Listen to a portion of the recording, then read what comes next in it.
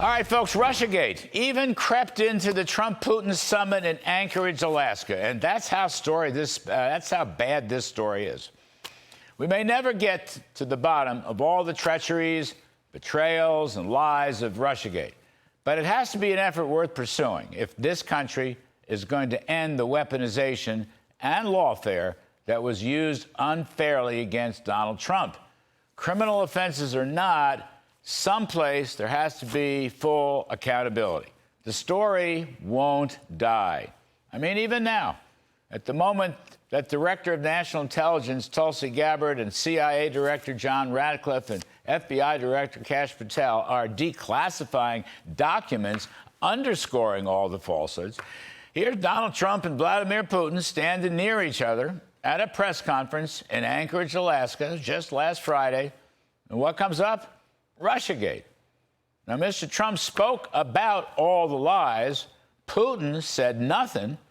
I doubt seriously if it's going to be a key issue in the eventual peace plan that Mr. Trump is crafting. But historian Walter Russell Mead believes that Russiagate continues to interfere with the relationship between Putin and Trump and between Russia and the United States. And Mead is not alone in this. But for the sake of America's integrity, the current investigations by the Justice Department, including likely grand juries, are something we must, as a nation, go through.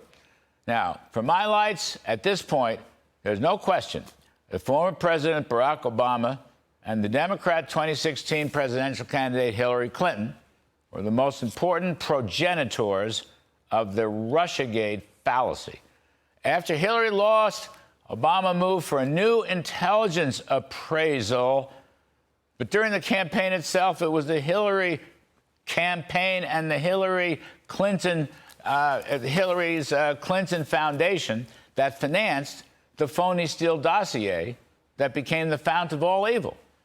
And the lies embedded in that phony dossier were carried far and wide by intelligence and law enforcement officials like Comey, like Brennan, like Clapper, and their deputies. And they broke rules, they snuffed out dissent, they leaked classified documents, and of course, the left-wing media carried their water without exception. All these people, every single one of them, must be held to account. And then there was the incredible invasion of Mar-a-Lago. That was made by the FBI under the aegis of Special Prosecutor Jack Smith. How could this have happened in the United States of America? Invading a former president and his first lady at their home. Has the FBI investigated itself properly on this one? Have the participants of that invasion been purged from the agency? And anyway, what were they doing there in the first place? What exactly were they looking for? I'm suggesting, from the standpoint of both domestic and foreign policy, these questions and the related issue of accountability simply must be answered. And the American people must have these answers if we are to be truly a great nation. And that's the riff.